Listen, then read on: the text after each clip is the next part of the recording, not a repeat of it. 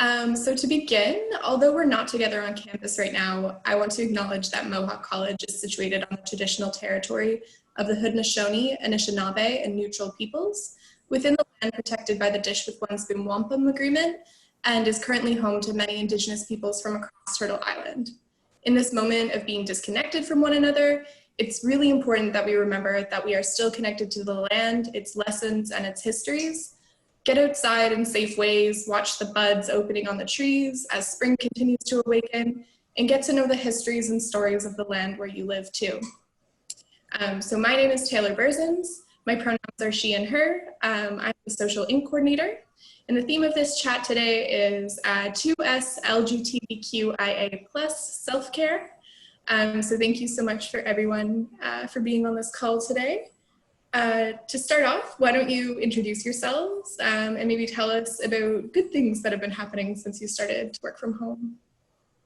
Great. So hello, everyone. My name is Sean Connors. I am the Student Wellness Coordinator at Mohawk College. My preferred pronouns are he, him. So I work out of the counseling department, but part of my role, aside from a number of different student-based initiatives in terms of engaging students in wellness-based activities, is also around sexual violence supports and consent education. Happy to be here today. Oh, also, my one thing that's happened since being off campus, one good thing about being at home is I've been able to actually take care of myself a lot better than I normally would in my 8:30 to 4:30 normal hustle while I'm on campus. So I've been taking a lot more time for self-care, making sure that I'm getting at least 30 minutes of exercise in a day, as well as making it a weekly or a daily habit to meditate. So it's something that I never really did before, and took those breaks in my day, and something that I'm really making an effort to do now that I've been home. So it's been really great. My name is Donna Moreau. I'm the Programs and Services Coordinator in Student Life. I do a lot of work in our leadership programming, and I run regular programming at our Stony Creek campus, but I also manage the Gathering Place, which is the Social Inc Indigenous and International space at Stony Creek. A good thing that's happened for me since I've been at home is I get to spend a lot of time with my cat. I'm sure she will be making appearances in and out of this video. And my pronouns are she and her. Hi, everybody. My name is Laura Huff. I use the pronouns she and her. I serve in the capacity as the Director for Student Rights and Responsibilities. And so what that means is that I'm here to protect your rights on campus, and we'll talk a little bit more about that later. What do I love about working from home? I'm pretty sure my dog thinks that I've quit my job just so I can take care of her full time. And I have no idea how I'd ever go back to campus because the dog has very high needs now. Thank you, folks, for sharing all of that. So obviously today we're chatting about 2SLGBTQIA plus self-care, kind of as we work through getting through COVID and this moment of social distancing. So why is it important for us to be having this conversation right now? So there's been a lot of talk about obviously safety and finances are kind of the two main concerns that you hear in the news, people chat about, but that doesn't really change the fact that there are a lot of other problems going on too. And I don't know anyone without a unique set of challenges outside of those. New relationships, being a new mom, everybody's got something. And I think it's just really important to acknowledge that that stuff matters too. You know, even the small stuff, it's okay to be sad or frustrated about losing those things. And, you know, before all of this, we spent a lot of time carefully curating our lives in every aspect of who we see, our daily habits, and that has all gone out the window, and we have to rebuild again, but with a lot less tools. And I think when you are used to having certain people in your life or certain ways to express yourself and feel at home in your own body, and then that has been taken away, I think it's just really important for everyone to acknowledge that is a valid thing to be upset about, and it really affects your mental health, which is very important. I think to work with what Donna's saying too is that your psychological safety is really important in this time. And when we are managing a lot of feelings and trying to figure out who we are and what is working for us, and to celebrate all those things, and then to try to have to understand, what does it mean, the word pandemic, and what does it mean to be socially distant, which then transitioned to physically distant, with a lot of intention, because we could still interact socially with others. We just had to kind of watch and create new ways and pivot what we were doing. And so I think that we have to forgive ourselves if we're feeling a little bit lost or confused or feeling a little sad, or even more sad than normal, because we have to pause and teach ourselves all of the new things that are happening. And it's a lot. And it can be kind of scary to watch people walk around outside wearing masks, and you might not have access to one. You don't know where to get one. You're not sure if you're supposed to wear it. You read one news feed that says one thing and another that says the other. And so it's a really confusing time right now. And I think you have to know that I feel that way too. And I don't understand everything that's happening. And it's a lot. And then on top of everything else that people have going on in their wellness, it's a lot. And it's okay. And we're here. So prides are canceled around the world, other important queer spaces, especially in the community and obviously on campus, cannot open until it's safe to do so. What are some tips or strategies for coping with these changes and coping with limited access to community? Donna, do you want to give your answer first? Sure. Yeah. So again, I think the first step is just to acknowledge that that is very difficult, and it's very important to us, and it's valid to be sad about. Those of us who've been to Pride know the feeling of your first Pride and feeling like, okay, this was really good. And to think of all those people who maybe were planning to attend Pride for the first time, having that taken away, you know, taking your first steps in your journey or your middle steps in your journey or whatever the case may be, you could feel like maybe this is a step backwards for you. You're stuck at home. Maybe home is not a safe and comfortable place for you. But I think you have to reframe in your mind the way you're thinking about it. It's not a step backwards. This is a very odd detour that we're all on. And, you know, the progress you've made and the personal growth and the friends and the community, those are all going to be waiting for you when this is all over. And can't get discouraged by the fact that those steps that you've taken are just out of your grasp right now.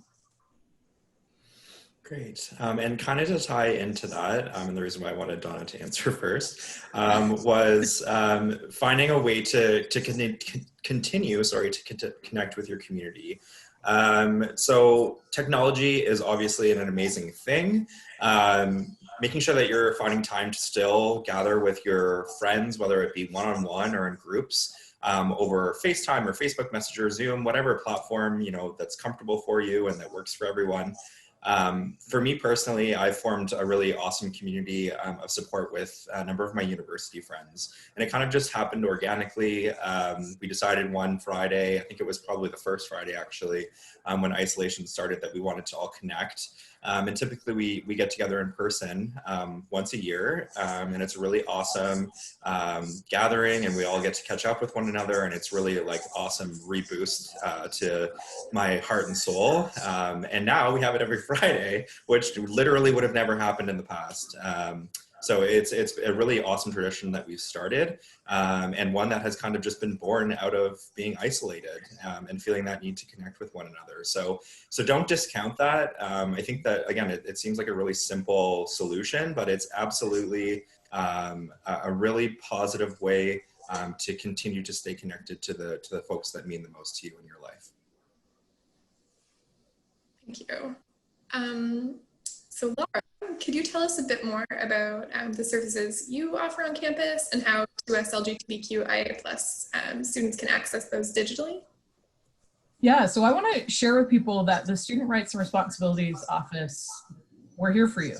And so if for in any reason on campus or in a virtual environment, you experience something that's not feeling good, where you're feeling harassed or bothered, or you're being discriminated against, The Office of Student Rights and Responsibilities, that's what we're here for. We're here to support you, to coach you through those conflicts, to help you resolve them, to hear complaints and concerns, and sometimes just to listen and to navigate to hear what you want to do about it, and just be in your corner to kind of help guide you through that way. We are obviously not on campus, but we are in a virtual environment. So you can easily access us by just emailing srro@mohawkcollege.ca. You can check us out on the website. You can actually just go to Mohawk College /student supports. We're navigate through that website and you'll see us there as well. So just know that you're not alone. There are people here to help you and to support you, and a variety of other services on campus that are here for you. But specifically, we want to let you know that we're a huge ally, and we're here for you. As a queer identified woman, I have some lived experiences about coming out. I've reflected a lot on them recently. And so just know that we're here. And if we can help in any capacity, please reach out. And also just to go off of that, counseling services is also still available. Although we may not be on campus, all of our counselors are still offering over the phone or over Zoom for one-on-one counseling sessions. So if you feel the need, again, we have our entire team ready to support. And in terms of booking an appointment, counseling at mohawkcollege.ca, or you can also call the main counseling line, which is 905-575-2211, and it will be answered by our triage person who can connect you with one of our counselors in an upcoming appointment as soon as possible. Perfect. Thank you.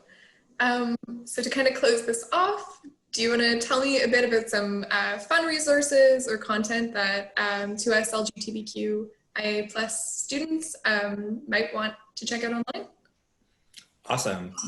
So I have a few that I wanted to share.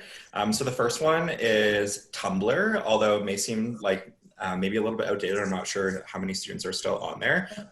Really like a lot of great pages for you to check out that are safe spaces where you can ask questions and feel safe in terms of who's on and in that community, because it's all monitored and folks that are like-minded and that share similar perspectives and that are there to answer your questions. And or just to share comments and potentially meet new people. For Tumblr, searching LGBTQ, or you could also search the entire 2SLGBTQIA+, and it'll bring up pages that are appropriate for you to take a look at and potentially follow along with. As well, there's something called the LGBT Advocate, which is a private Facebook group. Again, similar concept. It's an online community. It's protected by the owner, so essentially they will only allow people in based on you requesting to be added to the group. And then if there's any inappropriate behavior, it's flagged by the owner of the group, and that person would be removed. So it's a safe community, around 34,000 members that are on that Facebook group. And again, great way to ask questions, meet new people. Another one that's kind of more of like on the creative side of things is called Wattpad. It's a social publishing platform where you can share your stories, whether they be fan fiction or just stories in general, if you like to write. And a lot of LGBT folks are on there and can comment on your writing, and or you can comment on theirs. And again, just a way to express yourself, read other people's stories, and also just share some comments on there, and possible ways to connect with people as well. The last two, one is LGBTQ Youth Line. So it's peer mentor resource for folks that are aged 29 and under.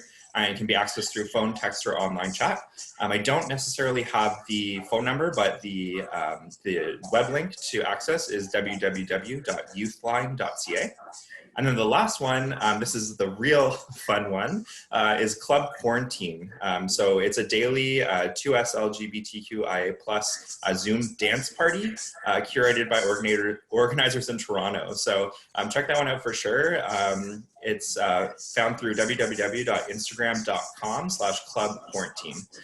So those are the things that I have to share. I don't know if Donna or Laura have other ones, but those were my top ones that I found. Thank you. If I could maybe have a Netflix recommendation, if you're looking for maybe an escape into a world a little bit more full of love, I would recommend Schitt's Creek on Netflix. Yes. I second that. Fantastic. Well, thank you so much, folks, for engaging in this conversation.